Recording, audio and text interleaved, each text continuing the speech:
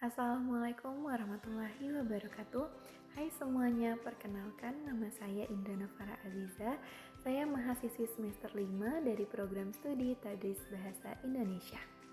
Pada kesempatan kali ini kita akan membahas mengenai penyampaian gagasan, pandangan, dan solusi secara efektif dalam komunikasi.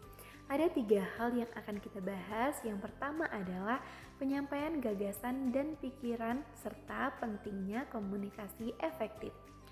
Kita akan membahas tentang bagaimana sih penyampaian gagasan dan pikiran secara efektif. Gagasan adalah ide utama yang ingin kita sampaikan, sedangkan pikiran adalah alasan atau penjelasan yang mendukung gagasan tersebut. Nah, dua hal ini sangat penting agar pesan yang kita sampaikan nantinya akan mudah dipahami oleh orang lain. Komunikasi efektif sangat dibutuhkan karena membuat informasi lebih jelas, dapat mengurangi salah paham, dan membuat proses diskusi atau pengambilan keputusan berjalan dengan baik. Selain itu, kemampuan menyampaikan gagasan dengan baik juga dapat meningkatkan rasa percaya diri kita ketika berbicara di depan orang lain. Cara menyampaikan gagasan yang baik ada beberapa cara. Yang pertama, sampaikan ide utama secara langsung, kemudian berikan alasan logis yang mendukung. Yang ketiga, gunakan contoh agar lebih mudah dipahami dan gunakan bahasa yang sederhana serta intonasi yang jelas. Nah, ada nih beberapa contoh untuk penyampaian dalam komunikasi efektif. Contohnya, saya berpendapat bahwa sekolah perlu area hijau karena area hijau bisa membuat suasana lebih nyaman dan sejuk. Nah, penyampaian seperti ini itu sudah jelas dan terstruktur serta memiliki ide utama yang positif. Yang kedua adalah penyampaian pandangan dalam dialog serta teknik dialog yang efektif. Kita akan membahas cara penyampaian pandangan dalam dialog. Pandangan adalah sudut pandang kita terhadap sesuatu isu. Nah, di dalam dialog, setiap orang itu bisa memiliki pandangan yang berbeda, sehingga teknik penyampaian yang efektif itu sangat dibutuhkan.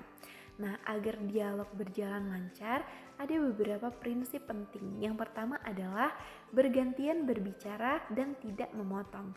Yang kedua, mendengarkan dengan penuh perhatian dan menggunakan bahasa yang sopan, serta tetap fokus pada topik pembicaraan.